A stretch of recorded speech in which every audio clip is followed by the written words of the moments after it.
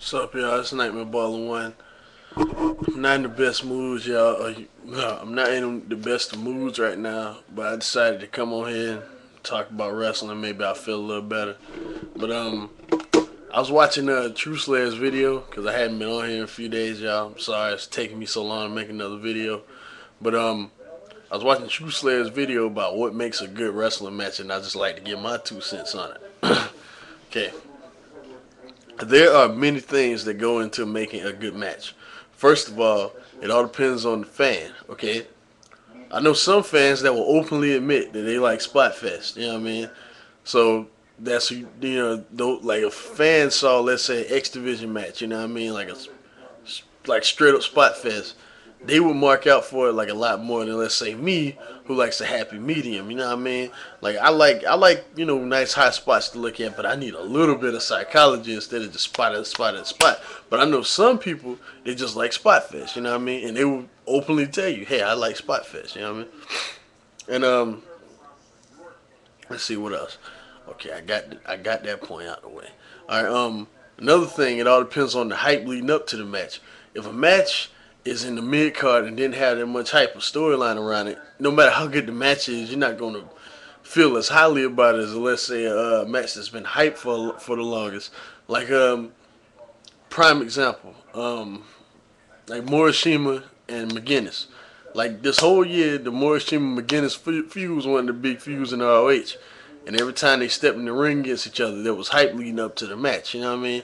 That made the match that much better. You know what I'm saying? So yeah, that's just another example. And another example is where the match takes place, how the crowd is reacting. I mean, if the crowd's hot for the match, it adds more to the match. You know what I mean?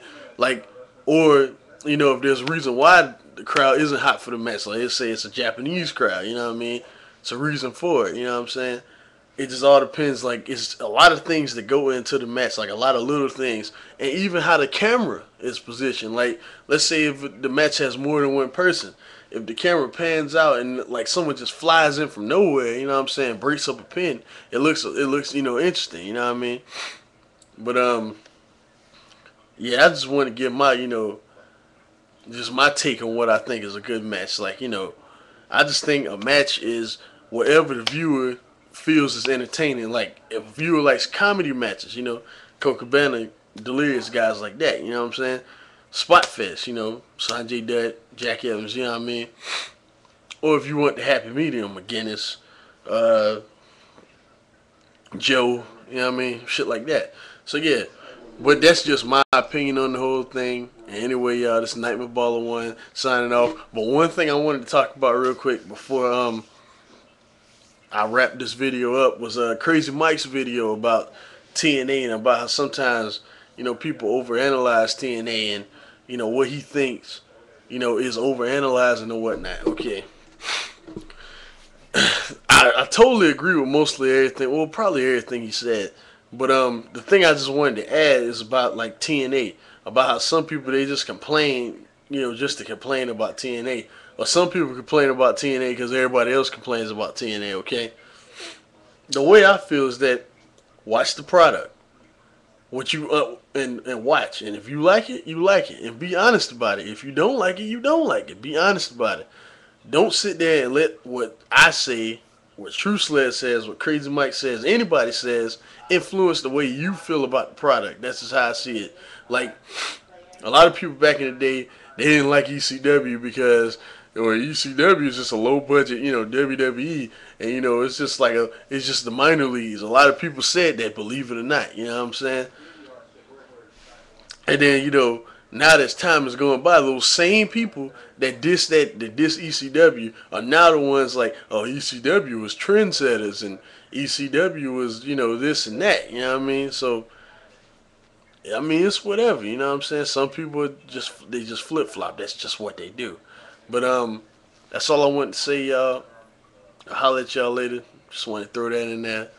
And I'll try and make another video tomorrow, y'all. Usually I don't make videos like this, but I thought this was a really neat question. So I decided to throw my 2 cents in, and Crazy Mike brought up some good points about people, and people do overanalyze TNA. It's like the point he made about the commentating team. I mean, I really don't like Don West, but Mike Tenay, to say he's, a bad commentator is just asinine, you know what I mean? And, that's just stupid to even complain about anyway. If the action in the ring good, I mean, who cares? Like, a lot of y'all people, y'all be like, well, but they'll say they hate TNA, but they can watch Japanese wrestling. Okay, I'm not saying, that TNA is better than Japanese wrestling. I'm just saying that if you want to complain about the commentary and that's why you don't watch TNA, why aren't you complaining about the Japanese commentary where you can't even understand it? That's just how I see it. But, honestly, I like the Japanese commentary and I like TNA's commentary team, but I'm not saying that's my issue with, TNA. I'm just saying, people that say they don't like TNA because of the commentary team, I know some of those people watch, Japanese wrestling. How can you complain about that? My whole point is, how can you complain about that commentary team when you watch something you can't even understand the commentary? You know what I'm saying? So, hey, I'll holler at y'all later. This time I'm going for real. Peace. And I'm feeling better already, y'all. I love wrestling. It makes me feel better.